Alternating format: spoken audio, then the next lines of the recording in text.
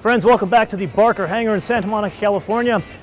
We recently just talked about the BMW Next 100 concept. Now let's talk about the Mini 100 concept. Here, it's not just about design, it's about, well, a whole bunch of things. So let's dive right into it.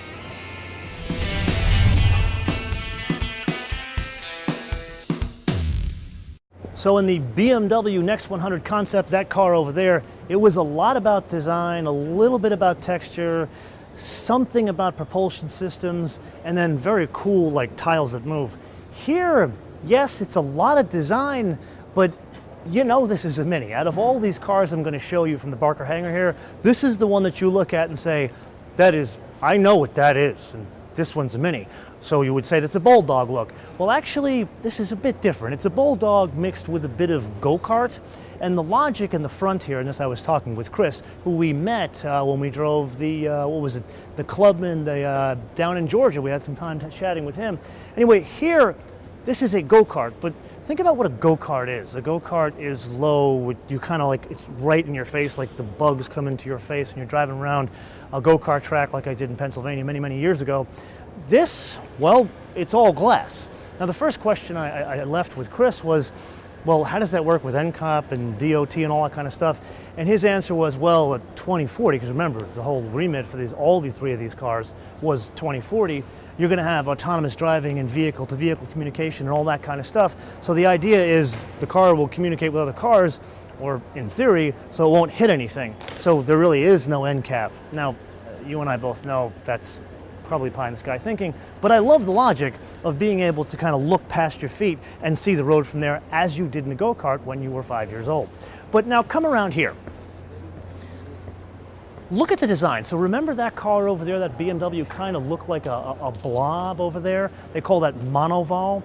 This, yeah, there's a little bit of monoval, like volume car look, where it comes up over here. Remember, you've got different, I guess, yardsticks when you've got EV propulsion, because you don't have to worry about packaging an engine and exhaust and gas tanks about that.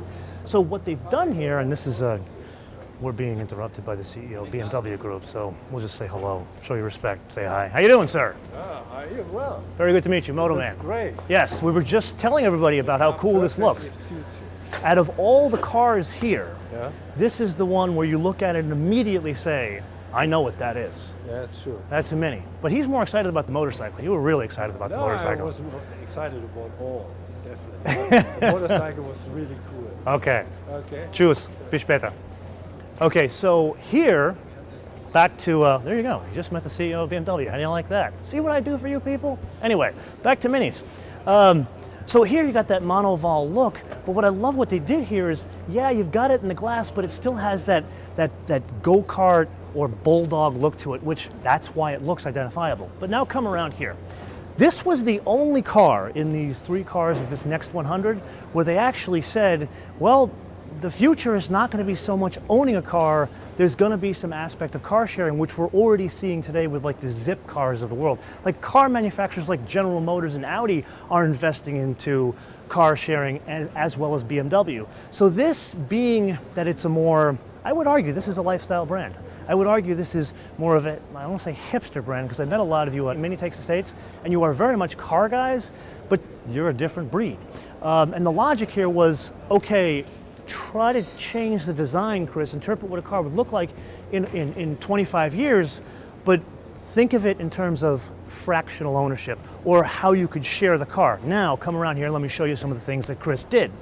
And this was all accomplished with textures and the space. Now look at this from the driver's point of view. Remember we said go-kart and you're looking over your legs? Remember that feeling when you were 5 years old or 10 years old, whatever it is? Here, it's all different textures. So you've got brass in here, you've got recycled plastic bottles in here, this is paper from Japan here, this is Alcantara, and then get this. This here is Alcantara that's been sewn into a weave, so it's not necessarily Alcantara, and then this is its own separate kind of Alcantara up here. And the logic is it can be reusable if the car is shared. Even the pedal and the steering wheel can go side to side, so right or left hook depending on where it is.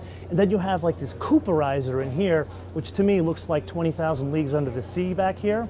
But that one, it's like that doesn't move, but it just kind of brings together the whole mininess of this project. Anyway, let's put this all together and sum it up. Now this is where we get to an issue where it's a little bit more personal to me, because I have shared with you guys over the past couple of months how I feel about debt, specifically how I'm a major Dave Ramsey fan. So you can imagine the idea of fractional ownership, of paying for something on the month, doesn't really sit well with me, even in 2040, because in 2040 I will be an old man. I'll be even cheaper then, because that's what happens when you get older. So we need to look at this a little bit differently. This is very cool. I have all these cars here that I've looked at. This is the one, just from an aesthetic point of view, that I love the most because it's so iconic for a Mini. But at the end of the day, I want to own it outright. I wouldn't want to share the car, partly because again, I'm a little OCD and I don't want other people touching my car. But I get where the world is going, and so does BMW, so they've put this out here. But now I've got to turn this around to you guys. Would you want to fractionally own a vehicle? And if so, under what circumstances? So yes, for X amount a month, or yes, only if I lived in a city, or no, because I live in Vermont on a farm and I have 20 acres, like my cameraman holding this camera, which I'm jealous about. So give me the logic, but also the why behind it. And you know what? I want to know, especially on this one, what region of the world you come from, because that has a huge thing to do with all of these cars. Because a guy that's in Vermont that has 20 acres, he probably wants something different than someone has to deal with congestion charging in a city like London. So let me know in the comments below, or via our social media, MotoMan TV all one word, MotoMan TV all one word, Facebook, Twitter, and Instagram. And with that, I want to leave you with two things. Number one, make sure you download our fancy new mobile application, which you can download for free at Apple iTunes and Google Play. And oh, by the way, we're at an airport, so I'm going to remind you again, we are live on 5 international airlines. And number two, a fun fact. So Adrian, who was just over there while we were shooting, he worked on a concept car in 1997 that became the ACV30, which was one of the original concepts of the first BMW Mini Cooper. That concept was then picked up and then put into production by Frank Stevenson, who now runs design over at McLaren. So it's amazing how small of a world design is, especially when you deal with like BMW Mini. Until I see you next time, probably, well, maybe with a Rolls Royce, or maybe you saw the Rolls Royce before. Anyway, until I see you next time, bis später.